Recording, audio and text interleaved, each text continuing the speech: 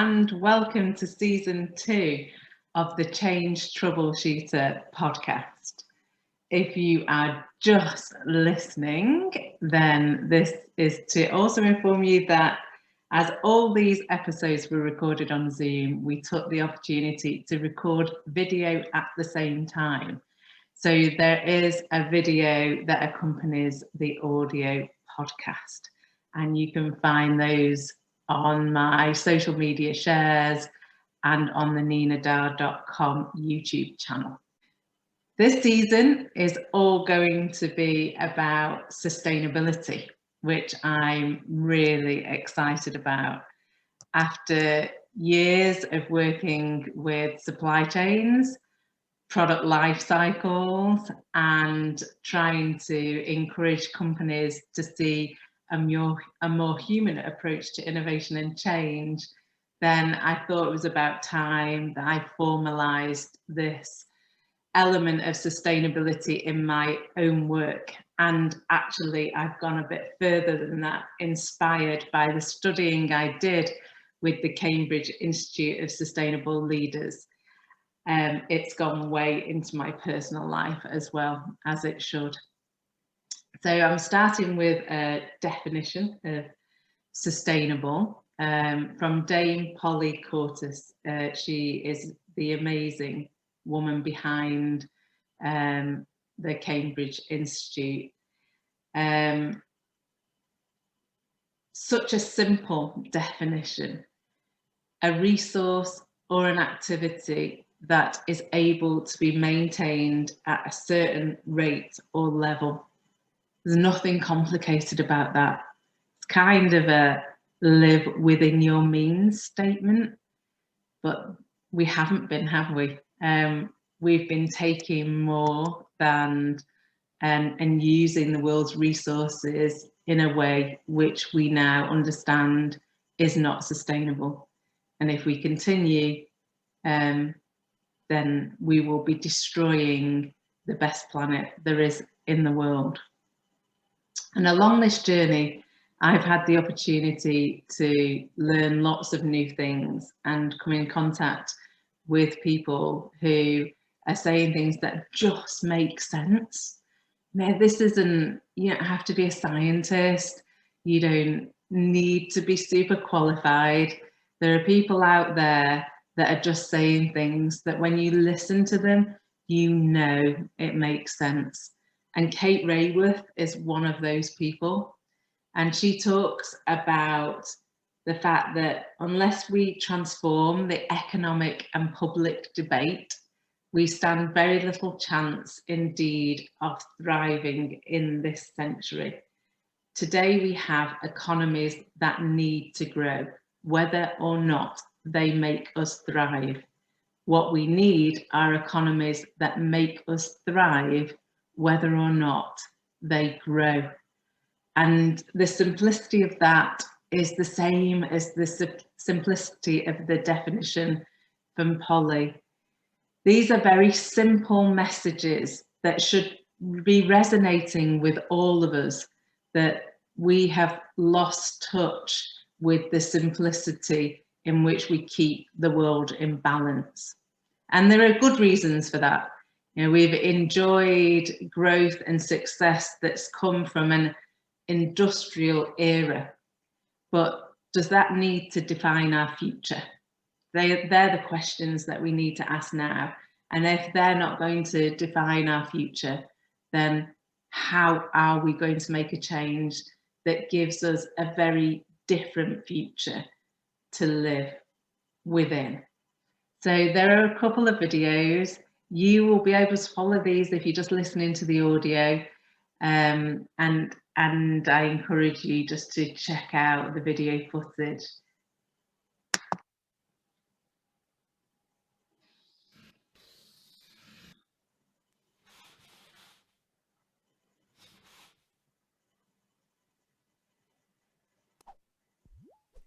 In the 20th century, economics lost its purpose and started chasing the false goal of GDP growth.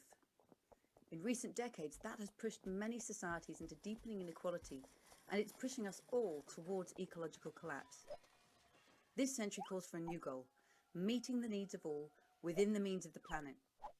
In other words, it's time to get into the donut, the sweet spot for humanity. But that's no easy task. Today, billions of people still fall short of their daily needs, from food, housing and energy to healthcare and education. And yet collectively, we've already overshot our pressure on some of Earth's most critical life support systems, driving climate change and the breakdown of biodiversity. What we do to this Earth in the next 50 years will shape the next 10,000. So let's replace that last century goal of endless growth with the goal of thriving in balance. And if we're to have half a chance of getting there, what economic mindset would be fit for the task?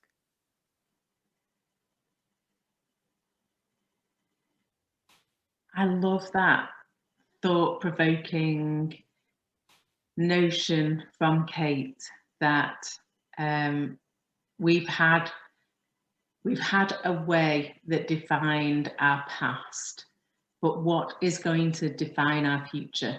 We know we can't continue in the way that we're going. We are literally going to run out of everything, and that makes no sense for anybody. So nobody thinks that's a great idea. But what path do we take next? And I think to understand that, Kate has so many videos that I encourage you to watch. We must understand our history and must understand where some of this is coming from to allow us to break free from that and move forward in a positive way. So here's just another short clip from her.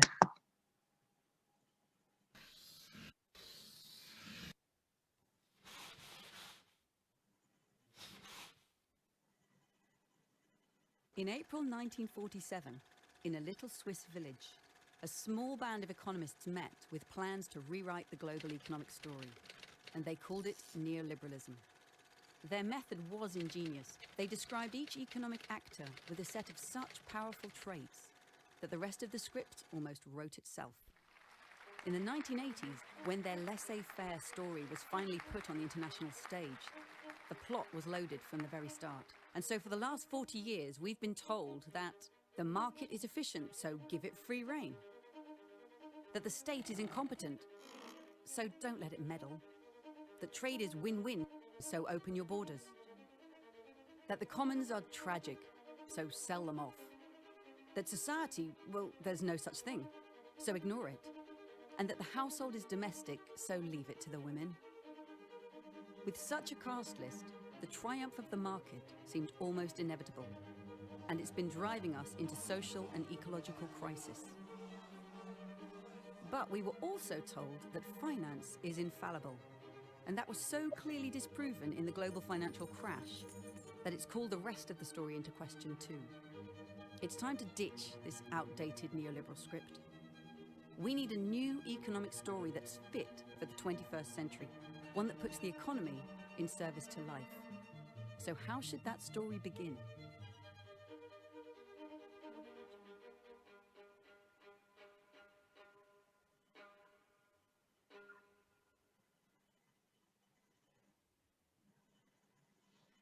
A story that puts the economy in service to life. Amazing, amazing. And don't we need that now? We know that on so many levels, change needs to happen. And that change isn't one thing. It isn't that we just unlock another door and walk through it and it's as simple as that. It is now about system thinking. It's about understanding the connections that we have created with so many things that do unfortunately take the very simple messages we started with and make them a bit more complicated and a bit harder to unpick. But systems thinking is simple in its foundation. It is just accepting that for every action, there's a reaction and there are consequences, positive and negative. And as you go through those things, there are probably trade-offs that we need to make in different areas just to rebalance what's happening. And in some cases, this isn't wholesale change. In some cases, it is just a rebalance. But in other situations, it is wholesale change that makes it seem a bit more frightening and a bit more out of reach. But to help us, people have been working on this for years and years and years, and putting together formats, solutions, theories, ideas that really should have been helping us much more than they have been to date. The Sustainable Development Goals really show us this system approach in 17 boxes, and it covers everything. So when people say, oh, if you focus on climate, what about people that are on the streets? Well, actually, sustainability is focusing on climate and the people on the streets and the people that don't have anything to eat and the water that we need to clean up and the fact that we've got inequality when it comes to gender and race. It covers all those things because really what we do is so connected. So what the change needs to be is also really connected. So looking at this in the right way, using this system thinking would create a benefit in all these areas because they are all connected. Everything is interrelated, and that makes this topic really exciting for somebody like me, because that system thinking is something that I've always tried to bring into my work and actually into my life. There's nothing more that I love than organising a complex anything party, change project, trip around the world, anything. And it's all because I like to figure out how things are connected and understand if I change one thing here, what is going to be the impact of that change. And that really, oops, one too many. That really is that system thinking is the foundation behind these episodes in season 2. And so far there are 7 already recorded, but I hope to continue recording and keep this season going because it's been so interesting talking to the people that that have been so happy to help and get their messages across. And I'm sure that once you start listening to these are conversations that you two will also want to get involved in. So we start at home. I guess I thought it was a good starting point. And we asked the question, does sustainability start at home? And I use my hometown of Lymm as a case study. So when I finished studying, like I said, the impact of that course wasn't just professional, it was personal. So I took to my hometown to see what was going on and what we were doing to make Lymm a sustainable village. And I'm joined by Zoe and Bob, who have been involved in local sustainable community projects for years. So really interesting to hear their take on what's happened after thousands of volunteer hours. And I take that thinking way over to sunny LA, who, if you look online, have an absolutely fantastic sustainability green plan for the city. And that came, LA was part of the Sustainable Cities program years ago. So this is not a new initiative, it's an updated initiative that was born out of Sustainable Cities. And it looks fabulous. And when I was comparing what I'd seen in Lymm versus what I'd seen in LA, it definitely seemed to be shinier in more ways than one. So my friend Yoel, who is an LA resident and a young entrepreneur and business owner, took the challenge of me live talking to him about the LA Green Initiative. And as an LA resident, had he heard of it? Was he involved in it? What did he think of it? And it's great that Yoel put himself in that position so that we could capture his reactions live. And then we go on to something that we can't live without, food. Of course, a massive area of debate. Do we all need to go vegan? It scares me to death, as I love a steak. And my friend in Canada, Bonita, who has spent many years investing her time in local food production, in fact, working for local farms, working in farmers markets, getting involved in citizen food sharing programs. So she has put together a number of things from a Canadian perspective, so much more interesting than just taking a one-sided approach.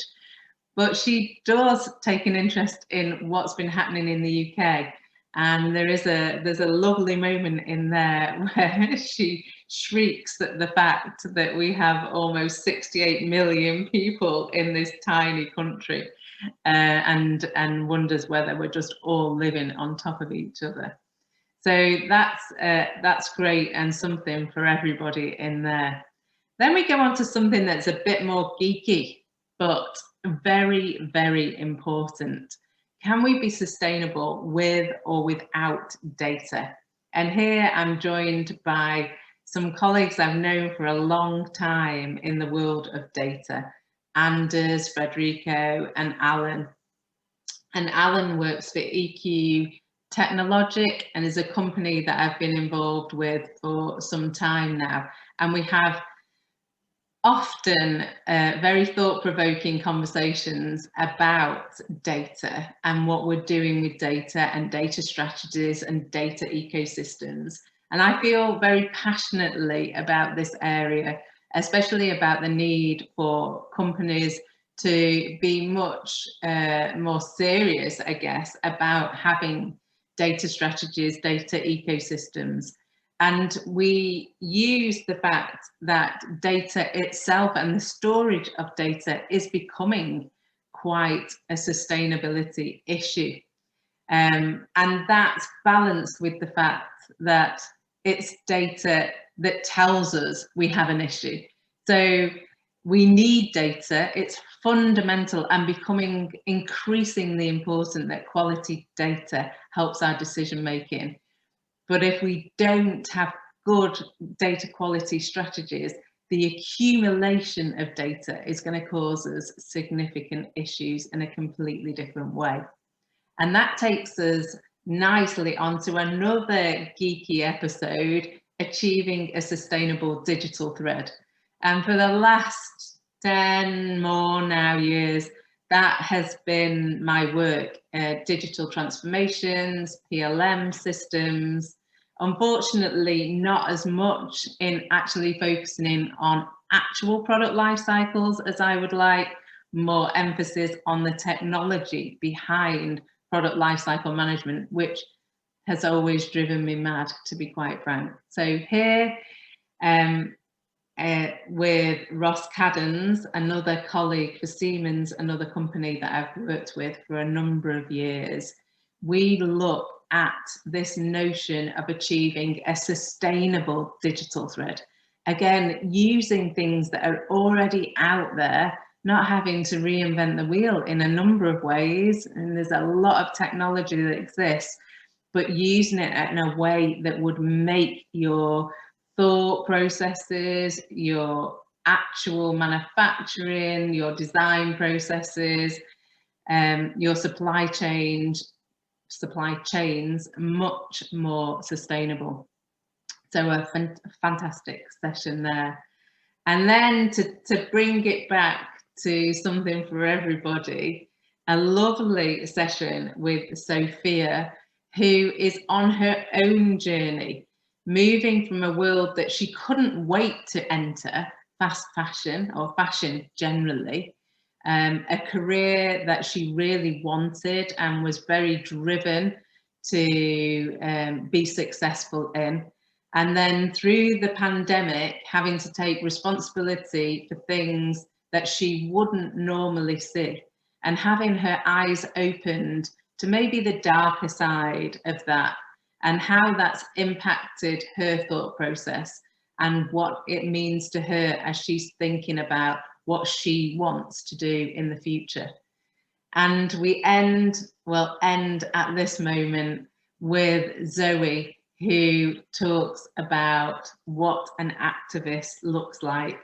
And that question is because when I met Zoe, she was introduced to me as an activist, but not one of those activists that, you know, not one of those activists. In fact, she's just like you.